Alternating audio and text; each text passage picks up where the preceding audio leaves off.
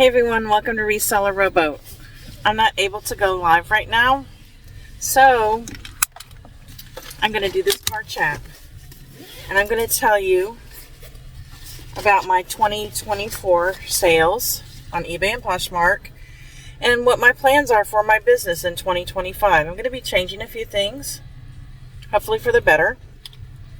Right now, I'm on my way out of town, as I most often am, so let's get started.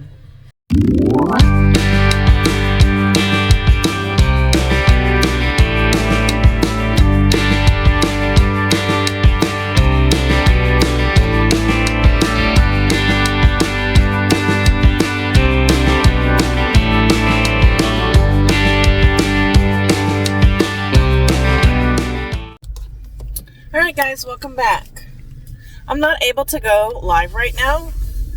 There's a lot of things going on in my life and in my business, and so it just hasn't been possible. So I wanted to come on here and record this video and get you caught up on things.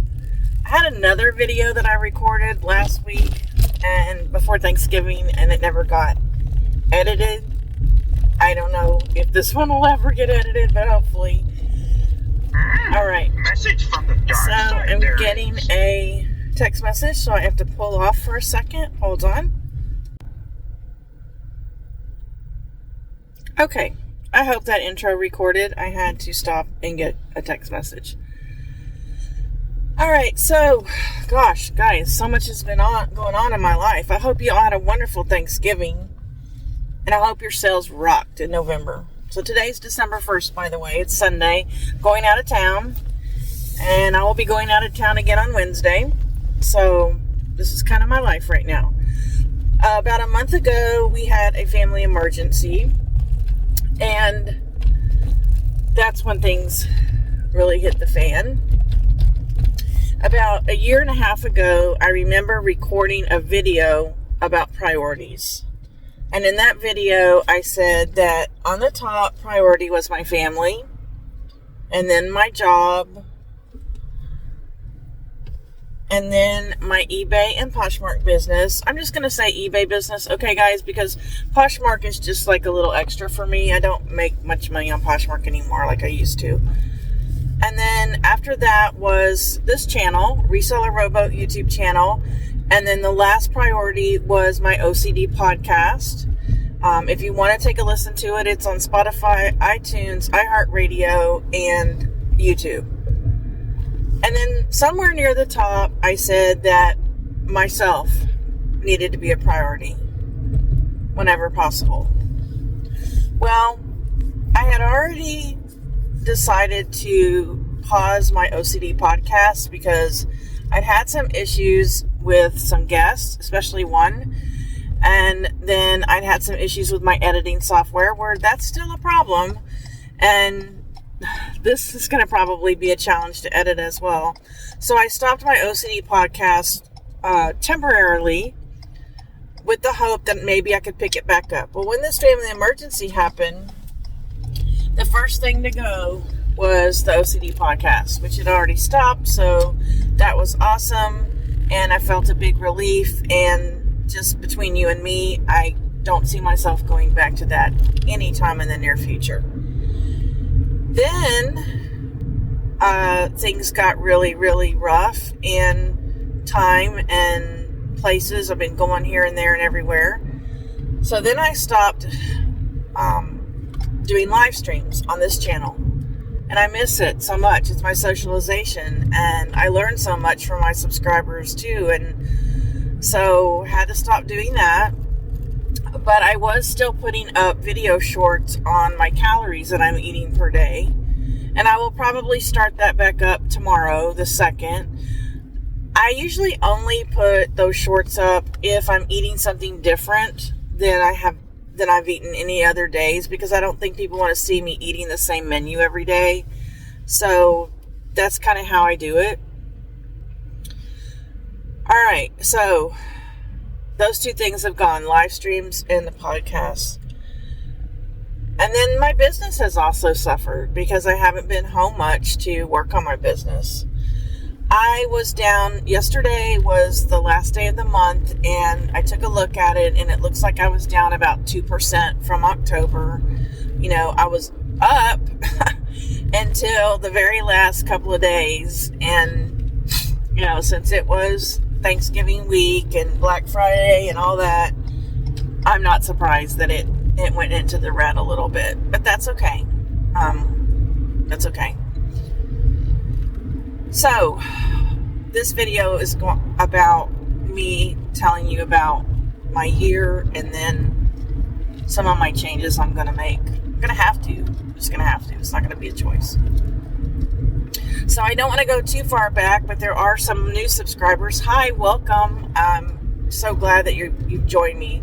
So, I don't want to go too far back other than to say that I started on eBay in 2017 and Poshmark around 2019. So last year, I was doing great. 2023, my numbers were way up. I was doing amazing. I sell plus size clothing. I had some smaller sizes as well, but mostly pre-owned, and I was doing great on eBay. I planned a trip in September, saved the money. I was rocking and rolling. Well, in July, my number went down like 46% from June. That's a lot. And that should have told me something, but I'm like, okay, it's summer. Maybe I'm not going to have a good summer. I didn't do anything about it. And then in August, it went down like another 20%, I think. And then September, it just continuously went down to the point where I was grossing at least $4,000 less a month than I had been before. So that's like $2,000 net I was not receiving per month. That's on eBay. That's bad, guys. Well, I had been inventorying my store every week, just checking to make sure that the things I had in my boxes were listed, but I couldn't tell if things were listed and they weren't in my boxes, if that makes sense, the way I did it. I was drafting and listing into 2023 about 15 a day towards the end of the year, letting 15 items go live a day. Then I got this brilliant idea to start selling appliance parts again, because I'd sold them before and I did really well with them. But what happened was, after COVID, the prices of appliances in my area went way up, so I wasn't making any money. So I had stopped. And I started finding some other sourcing opportunities, namely the flea market, where I could get some machines pretty reasonably and part them out. So at the end of December, I was cleaning these machines and, getting them ready to list. I think the last week in December is when I listed my first appliance part. And then I had this brilliant idea in December to do inventory a different way. And I'll go ahead and fast forward and let you know that January 1st of 2024, my sales just took off. It was amazing. And I think what did it was not the appliance parts. I think it was because I changed the way I was doing inventory. And the reason I believe this is I've also talked to other sellers who are doing this, and they're seeing the exact same results. So what I did in like December, November, things like that, was I ended all the items in one section. So like I have a floral section, had like 400 items in it. I ended all those listings because I have them in categories, okay? And box by box, item by item, which it sounds like it takes a long time, but it doesn't, because once you get started on it, you figure out how to do it fast. I switch one photo, and then I change some keywords in my title. Sometimes it's just one thing. If it said office, I changed the word to career. If it said extra large XL, I took the XL off. Or if it said blue, I put blue, red to give them 2 colors. Things like that. Then I went in my item specifics real quick and make sure everything was correct. Like, I had put multicolor for a lot of things. Nobody searches by that. So I picked the most outstanding color in the outfit, and that was what the color was. I added words like travel in the occasion, not just casual, but travel. All right? Because if you can wear it casually, you can wear it traveling. You know, and then I changed something in my description, which most of the things that I changed in my description was I added the AI description. All right? But lately, I've been adding my blurb that says the item has been cleaned. All right, so I changed something in my description. Every once in a while, I'll change the price, but the price isn't really the issue. The problem is people aren't finding the item. Not that they don't, because I have best offer on almost everything. So that's what I started doing, like, I think in November, December, well, I started noticing that those items were starting to sell, and it's still happening. Right now, I'm doing my A through E section, and I did A, B, and C last week, and already some of those items have sold. You know, and it's not that many items. I mean, it's probably got a total of, I don't know, 60 or 70 items, and I've already done about 30 of them, and about 2 of them have sold this week. There's a reason for that, all right?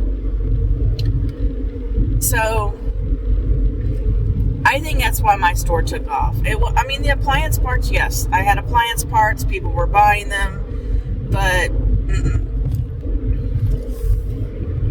So, at the end, right now, I am 19.6% above last year at this time, but I only count it as 9% because last year was such a fail. I ended up being like 10% down from 2022. So I call that a wash, and I say to myself, Beth, you're up 9% from 2022. Like, I don't even count 2023 because it was such a fail for me.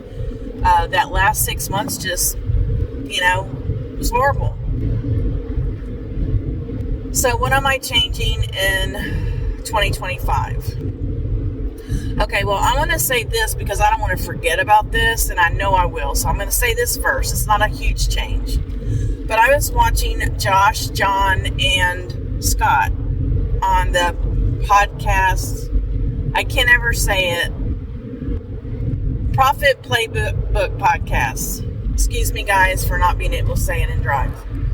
Their last video this past Saturday, yesterday, the 30th, they were talking about things that you can do for your customers that are like extra. Like, for instance, putting a piece of chocolate in the box with the item. Putting a card that says, well, let's see something else. Just different things, like putting a card that says, thank you for supporting our small family business. Please contact us before leaving feedback. That kind of thing. And they were mentioning some things that I already do. All right. I have often thought about buying some stickers from Temu and giving those to my repeat buyers and putting them on something that says, thank you for being a repeat buyer. Hadn't happened. But I want my repeat buyers to know how much I appreciate them. Because I got a lot. I think I have 160 this year. At least. Last time I looked. I looked last month, so. And anyway, it got to me thinking, they were talking about messaging the buyer before the item ships. So I'm going to start doing that because my feedback is 99.7. I'm still waiting for that one lady to leave me a scathing review. I know it's coming. But they were talking about messaging the buyer ahead of time for things, like just being proactive. Like what I do is when I go out of town and I change my handling and something sells, I always message them and say, just want to make sure you saw our handling time. The next time we'll be shipping is blah, blah, blah. And they were talking about that, and I already do that. So, but I got to thinking, right before I ship the item, I'm going to send a message. I've got it written out already. I'm sure it'll change over and over again, but it says something like, Thank you for supporting our small family business. If you have an issue with your order, please message us and we will take care of it in a timely manner. Something like that. And then it's going to say a coupon for future purchase has been included in your order. I put on there, this item is being packaged and it's getting ready to ship or something like that. This item will be shipping soon, I think is what I put. So I've got that, and I think I've only got 7 sales right now to ship. I shipped some of the items that sold yesterday morning. I shipped them already. So I don't have very many. I have no Poshmark. Some lady canceled her sale because, it said that the payment didn't go through, and then she ended up just canceling the sale. So that's one thing I'm going to change, is just being proactive, letting them know, because most of the time when I get a negative feedback, they haven't even contacted me, It's crazy. And even though my business card says that, they're not reading it. So I'm hoping that maybe they'll read the message, and I think what Josh was saying, is if you let them know that you're a small family business, they already have this picture in their mind that you're really trying to do good work. Like, you're not this major company that just doesn't give a crap, that you really truly care about your customers for the most part, and they're not going to zap you with a negative feedback as much if they think that you are one person or, a small family business. At one point, I used to be like, we, everything was we, not I. I didn't want them to know that it was just me. I don't know, it was kind of like a security thing, but now I say I, a lot. Sometimes I say we because it could still be a small family, right? But I want them to know that I am not a Walmart that doesn't really give a crap. I'm not an Amazon, I'm me, right? And I think there's some truth to that. When they realize that if they message me, I will respond, right? It's not an auto-generated response that they're going to get. Sorry, I'm looking for my exit. Okay, so last year I started getting concerned about my sell-through rate, because I think that's another thing that brings my store down, is I have about, I don't know how many I have now. I want to say 4,300 items at any one time. And a lot of those items are larges to extra smalls, which I don't want to sell anymore. And so I had this brilliant idea to take all these items down and donate them. Well, that was like 1,200 items. And there's no way I can take 1,200 items down. I have no place to put them, to even put them in my car. So what I did was I donated about 150, 200. I'm beginning to think it was about 150 now. Novelty t-shirts, extra small to larges that weren't selling. I donated them to Goodwill. I marked the other ones down, $19.99. They're 75% off every day, no best offer, so that takes it to $5, take it or leave it. I do send out offers for $4.75, and I have sent out some $4 offers. I'm down now to 700 something. I want to say 730, 740 from the 1,200. So a lot of those have sold. And that was about, I don't know, you guys can correct me. I want to say that was about 4 months ago that I did that. So that's not bad. But the sales are slowing down on those because I don't have as much to choose from. So now I have this brilliant idea that when I'm doing inventory, I've already got the item in my hand. Those small items, I'm taking them off of Poshmark, no matter what. They're $9 on Poshmark. People are trying to, offer me like $3 on a $9 item. Yeah, right.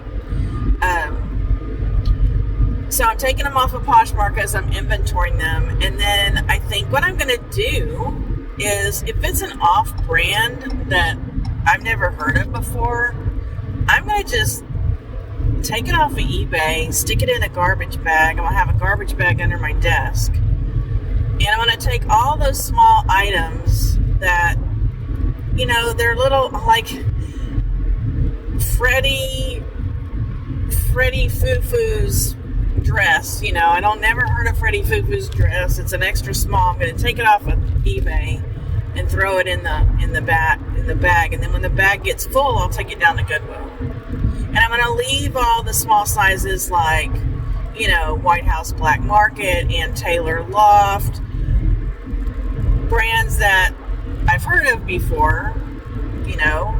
And some of these items that have been listed for over 2 years are plus sizes too, but they're not marked down 75% off. So that's what I'm going to do is I'm just going to take them off of eBay, stick them in the bag, and when the bag is full, I'll take it down to Goodwill and leave all the other mall brands, you know, brands I've heard of before. I have a Leoma Lovegrove large that I don't know why it hasn't sold. It's a great brand. This must be the pattern. But I forgot to take it and put it down for $5. I noticed that the other day. You know, you can't change the price when it's listed if it's on sale. That'll mess up the price. So I gotta wait till it goes off sale to change the price. Or I could end it and do it, whatever. But so anyway, that's the next thing I'm doing is I'm gradually gonna get rid of those. I have about 30 empty boxes in my inventory room that I need to break down because that's how much I've consolidated recently. And it feels great. I mean, I have some shelf space, and I am going to continue doing the home decor. But out of the 45 items that I have listed, I've only sold one, and it was at the cheapest beer sign you've ever seen, and I sold it on Poshmark.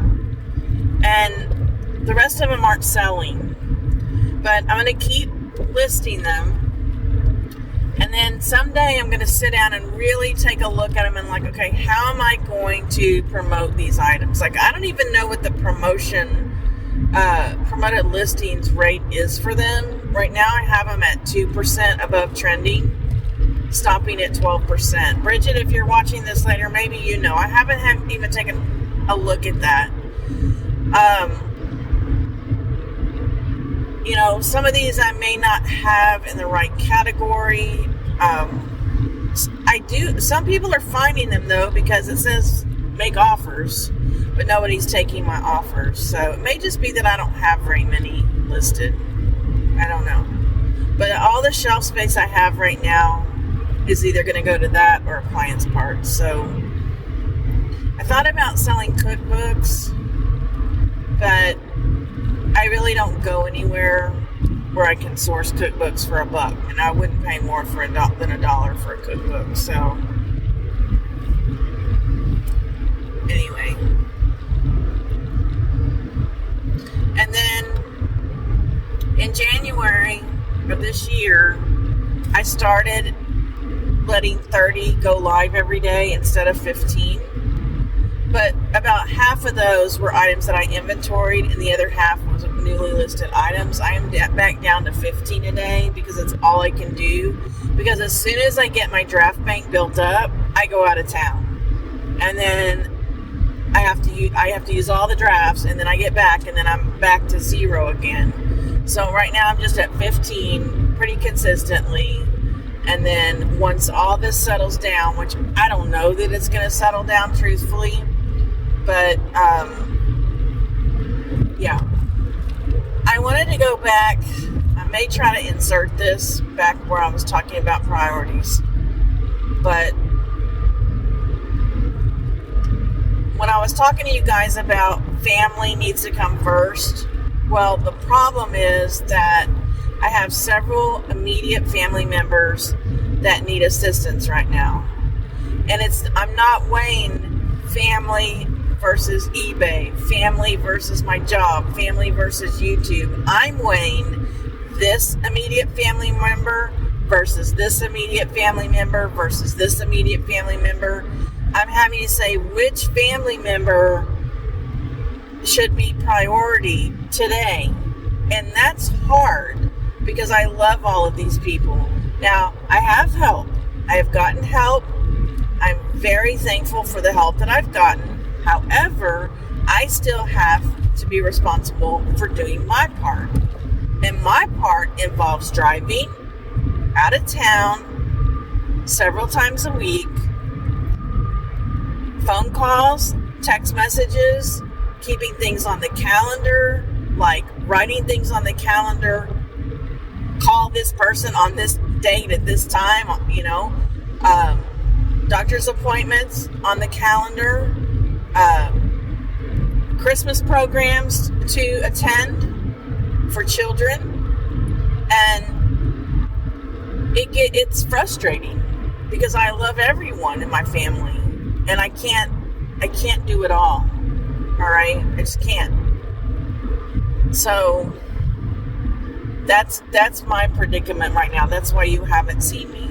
If you want to work privately, I would love that. Okay, I need that because I need somebody to sit there and work with me so that I don't get up and go take a freaking nap, because that's what I've been doing. I've been staying up super late and drafting and working on my Spanish and trying to set silent auctions. I haven't read my daily Stoic Maggie in over a month. And before that, it was 6 months. It's just sitting there. It's just sitting there. It's not a priority. It should be. Another thing I'm doing for me is, and I want to give a shout out to Chick Picker. One of the things Chick Picker has taught me is every morning to get up, get dressed, get out of my pajamas, and put my makeup on, and put my earrings on. And it's not a vanity thing. It's not like, okay, I'm going to open the door for the Amazon guy and I don't have my makeup on. It's not that. It's a way of taking care of myself and taking pride in the way I look, and, just doing some skin care before I put my makeup on,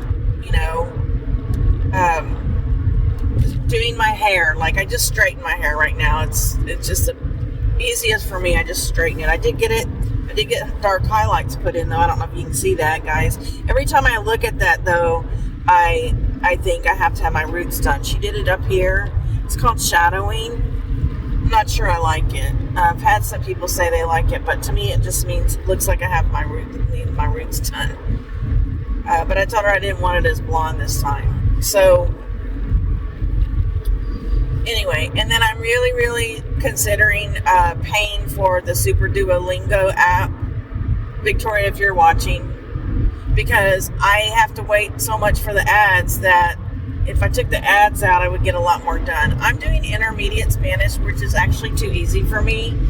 And when I get counted off on a question, when I get it wrong, it's usually because of the autocorrect, because I can't get the Spanish keyboard to work and it autocorrects, and then the verb tense is wrong or something. But the reason I started with intermediate is I just wanted to start really easy, and it helps me with pronunciation. It just gives me practice speaking, and then also writing. So I haven't had to write in Spanish since, college. Almost all of my classes in college were in Spanish. Like, I had to give reports and essays and poetry and history and everything like that was in Spanish, especially that last year or so. I gotta turn on my cruise control, sorry. So I'm really seriously thinking about paying the $33 a month. It's like a little bit over $1, just to not have the ads and maybe go faster through it. So if any of you guys want to learn a language or brush up on a language, Duolingo is an awesome app. And then I use another app called Droplets, and that's strictly vocabulary. And I love Droplets. I mean, it really works. It really helps me. A lot of words in Droplets I've never ever used, and I may never use. But when I go to the thrift store, I make it a point to practice my Spanish with somebody, whether it's another customer or someone who works there. Like the other day I was there and I told a story. I told the story to one of the ladies about one of the other ladies about how I love her. She's my favorite person here, but the first time we met, I didn't like her very much because she yelled at me across the store and told me I couldn't take the cart out of the door. And now I think she's amazing, now that she checks me out every week. So things like that, I try to tell a story or talk in Spanish whenever I go to the honey hole. That's really the only place right now I'm using it.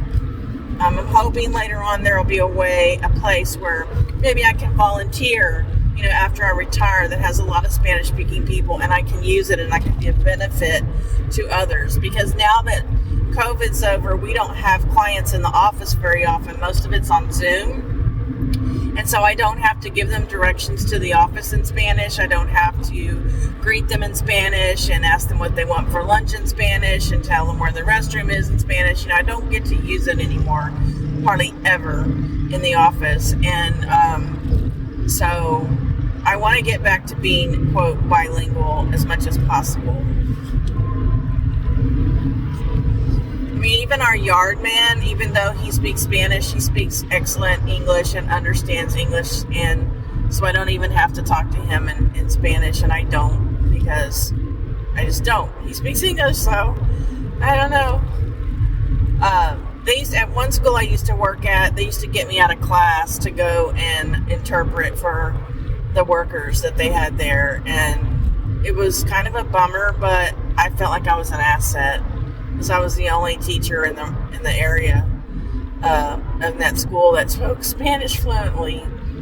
And when you're talking about money, it's important that you're speaking it correctly.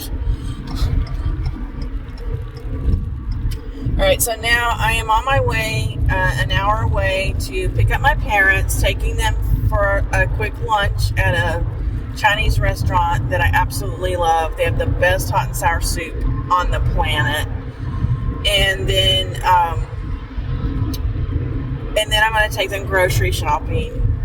And then I've got to go get their Christmas decorations down from the upstairs. And then my mom will decorate the Christmas tree this week.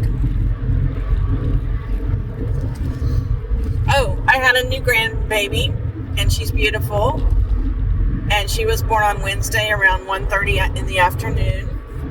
And so I'm going to be driving Wednesday to Austin just for the day to visit with her and the 1-year-old, who will be 2 in January. And then hopefully I'll get to see the 5-year-old for a little bit. Then I got to get back on the road. I'm hoping to go to my honey hole that day on the way out of town so I can take the trip off. Plus I need appliances. So I'm probably not going to source any more this year until maybe the last week of December, because I went to Value Village on Black Friday. They had a half price sale.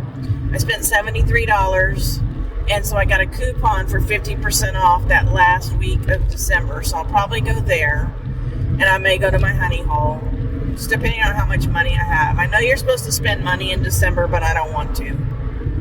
And just keep running this inventory back through. And then at Value Village, I got a bunch of men's shirts. Their shirts are more expensive, but I made a goal that I would only spend $3.50 or less on a shirt. There was like 1 or 2 I spent $4 on. I got a lot of like 5XL men's shirts. And then I got some pajamas, but they didn't have very many. And the appliances were terrible. That's what I went for. They didn't have anything that was worth anything money-wise. Their prices are too high to start with. So when they put it on half price, it's still too high. I'm not going to pay $18 for a coffee maker when I can only get 2 parts out of it. Just not. So I have lots of space in my inventory room. The only section that I've had to add boxes to is the plaid section, because I've been selling so many men's shirts and most of them are plaid. So I've had to add a couple of boxes to that. But other than that, I'm consolidating all the other sections. And the more I take out of my store with these small items, the you know, the more space I'm going to have. It's so freeing to know that I'm not running out of space, guys. You guys know, if you've watched me for any length of time, how little space I had to store anything. So, sold a lot of sweaters this year, and especially in the last couple of months. So I have lots of slots in my sweater boxes for sweaters, and that's exciting. And I'm starting to hang up robes instead of putting them in the sweater section. Got a lot of robes, and robes sell really well for me right now when I'm selling. Okay, well, I feel like I'm blubbering, so I'm going to go ahead and leave you with this, that to not be hard on yourself, make a list of your priorities, and when your priorities clash, like mine are, give yourself some grace. Remember that you're not saying that one family member is more important than the other. You're only one person, and you have to make choices, and you have to say no. And it's hard. And you have to try to get help, which is what I've done. I've gotten some help, and just trying to deal with the rest.